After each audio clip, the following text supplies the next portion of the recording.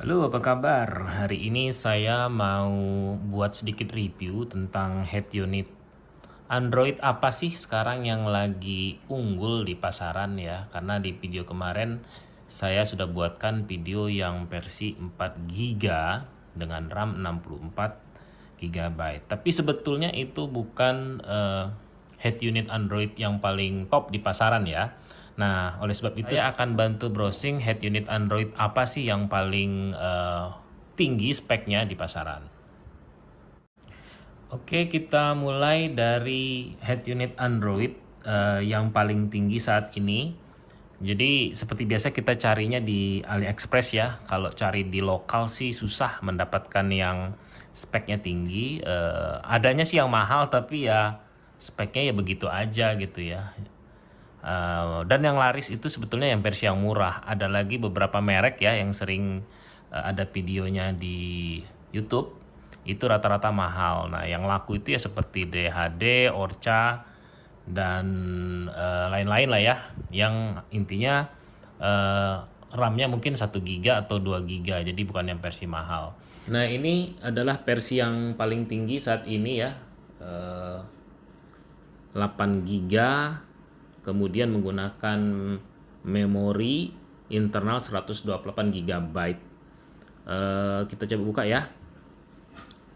Oke, kita coba buka satu-satu ya fiturnya apa saja yang dia tawarkan. Oke, pertama kalau ini sih tadi saya udah cek harganya 4 jutaan. Kalau ngomong 4 jutaan sih sebetulnya dibandingkan Kenwood itu ya setara dengan seri 7 ya. Nah, setahu saya seri 7 itu suaranya maaf nggak bagus. Nah, ini tidak mahal kalau harganya 4 juta kalau dibandingkan dengan Kenwood yang seri 7. Kemudian ini agak mahal mungkin penyebabnya adalah karena dia finishingnya bagus ya. Di sini dia bilang jadi belakangnya ini kelihatan nih finishingnya material yang dia gunakan. Kemudian ini singkat saya hadir di seri Android versi 10 ya.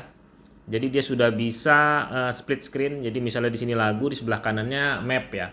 Cuma saya sempat baca katanya cuma support Google Map, tapi nanti kita coba pelajari apa saja yang map apa saja yang bisa. Kemudian, nah ini saya juga baru lihat ini. Biasanya kan kamera 360 itu ada modul khusus. Nah ini kita bisa sepertinya langsung menggunakan tanpa harus menggunakan modul khusus. Nih layar ya, layar yang normal sama 2,5D screen. Jadi kalau mau beli jangan lupa jangan salah pilih. Bluetooth sudah paling tinggi mana tadi ya, kalau nggak salah sih versi 5.0. Saya juga nggak tahu tuh 5.0 sama 4.0 bedanya apa. Kemudian equalizer, nah ini biasanya kalau built-in DSP kan equalizernya banyak nih. Ini 30. Kalau nggak salah kemarin saya yang di video 4 GB itu 36. Ya memang bukan jaminan suara lebih bagus ya, tapi ya harusnya kita bisa dapat opsi untuk mengatur lebih banyak. Ini tadi built-in CarPlay ya. Apalagi? Nah ini tadi saya bilang ini dapat SIM card 4G. Tapi kalau kita nggak beli yang versi ini jadi lebih murah, kita bisa pakai modem 4G. Nah ini nanti saya coba buatkan video ya. Nanti saya beli beberapa modem, akan saya tes, saya bikinkan videonya. Kemudian apalagi ya, HD DPR, nah, nambah DPR lebih gampang ya kalau dibandingkan dengan head unit Kenwood atau Pioneer. Ya yang versi mahal sih ada sih, tapi yang versi 4 jutaan yang kayak seri 7 itu ya nggak bisa juga begini. Oke, ini opsi-opsi yang lain ya. TPMS bilang tadi, mirroring udah pasti bisa. Meskipun buat apa ya? Apalagi? Oke, ini satu ya, yang versi 8 GB. Kita coba buka lagi yang versi 6 GB. Nah, ini yang versi 6 GB. Sebentar. Oh, sebentar. Ada yang lebih mudah. Nah, ini nih. Ini kalau nggak salah harganya sekitar 3,7 ya. Coba kita tes beli ya. China. Nih, harganya sekitar 3,7. Kalau tadi sekitar 4 ya. Coba kita kembali. Kita coba beli. Ini kita coba beli yang ini saja nih. Kalau ini kan sudah tambah-tambahan nih. Nih sekitar 4 juta plus ongkir 300. Lumayan mahal ya, tapi ya kalau dibandingkan dengan Kenwood ini nggak mahal, ini fungsinya jauh banget.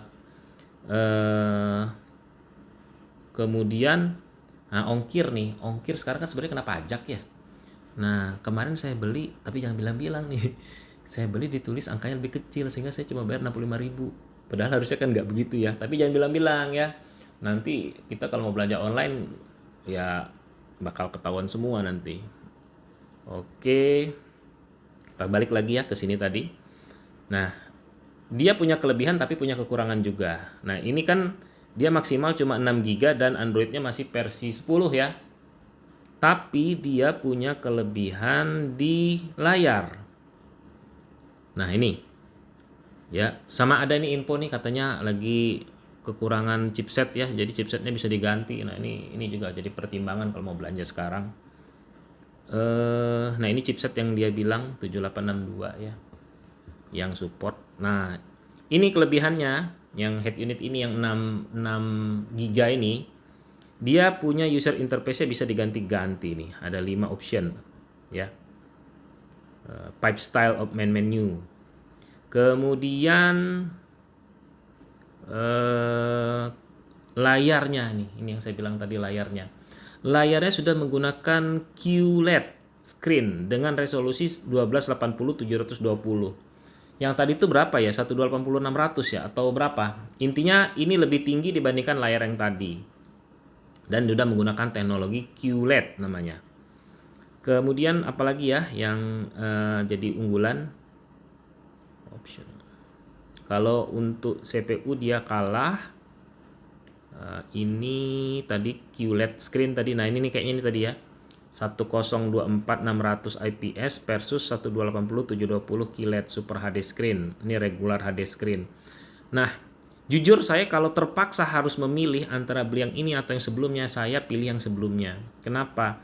Kalau layar ini kan lebih ke arah memanjakan mata, tapi andaikan dia tidak terlalu signifikan, memang sih 600x720 lumayan ya. Saya ingat saya punya Kenwood seri 9 sama seri 7 jauh banget bedanya ya resolusinya. Tapi menurut saya sih yang sekarang beredar tuh lumayan. Dan kita bisa dapat Android versi yang paling tinggi dan RAM yang lebih tinggi gitu kan. Berikut, nah ini yang saya bilang tadi ya. Jadi sudah built-in CarPlay dan Android Auto ya. Jadi ya bagi yang mau merasakan pengalaman Apple CarPlay dan Android Auto, tidak usah pusing belanja, tidak perlu repot beli adaptor khusus. Ini sudah built-in. Apalagi ya kelebihannya, sebentar. Nah ini ya belakangnya ya, ini dia sudah ada optical out nih ada opsi optical dan yang lainnya nih. Jadi kalau misalnya kita mau connect ke sound processor ya, kita bisa pakai optical nih ya. Tapi tentunya ya prosesor atau powernya juga harus support ya. Jadi bagi yang kupingnya nggak bisa dengar suara jelek nih, ada nih optical out. Jadi tidak lewat mode analog tapi lewat digital, yang seharusnya lebih bagus suaranya ya, teorinya ya. Oke, kemudian ini DSP-nya ya, digital sound processornya built-in. Tapi kalau dilihat dari jumlah dari jumlah equalizernya masih banyak kan yang tadi yang 30. Nah ini ya, kalau Anda mau nyari yang support optical, ini bisa Anda pilih nih ya. Dia ada pilihan mau pakai yang mana, yang koaksial atau yang optical. Koaksial kita pakai teknologi analog yang umurnya udah puluhan tahun, mungkin seumur siapa nih, Om atau Bapak Anda. Nah ini kemudian ada teknologi optikal yang digital yang nggak ya pernah digadang-gadangkan, kemudian entah kenapa jadi kayak teknologi yang menumpang lewat saja ya, nggak benar-benar populer karena ada teknologi lain yaitu namanya HDMI sebetulnya yang mengalahkan optikal. Karena kalau optikal itu kan cuma suara ya. Sementara kalau HDMI itu kan ada suara, ada gambar juga. Nih yang mau mengupgrade ya, sudah bisa langsung.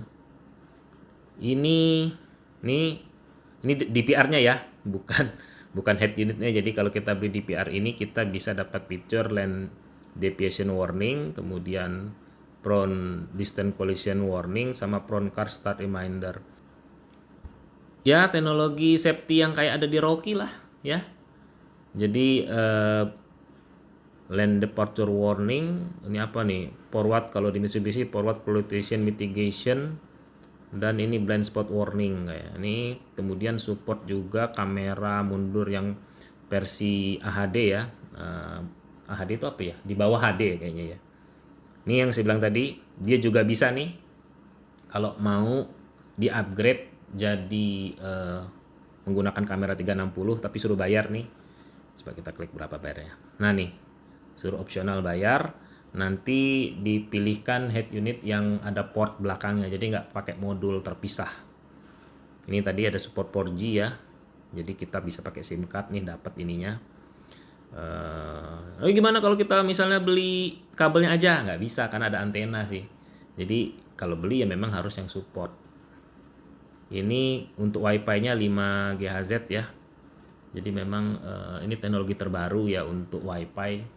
Nggak semua handphone nih support ini nih, nggak semua jaringan support ini. Ini standar GPS, BDS, GLONASS. Ini split screen. Nah ini yang tadi saya bilang yang paling baru ya, ada di Android versi 10. Ini Bluetooth versi 5.0. Oke, begitu ya. Jadi nih saya tulis di samping kiri apa saja yang perlu Anda perhatikan jika Anda ingin beli head unit Android dengan teknologi paling baru. Oke, sekian, begitu saja video dari saya. Semoga membantu bagi Anda yang ingin migrasi dari head unit Jepang yang kuno, yang saya sendiri juga heran ya kok masih laku ya. Era sudah begini masih pakai head unit tanpa operating system. Oke, sekian video dari saya. Sampai jumpa di video berikutnya.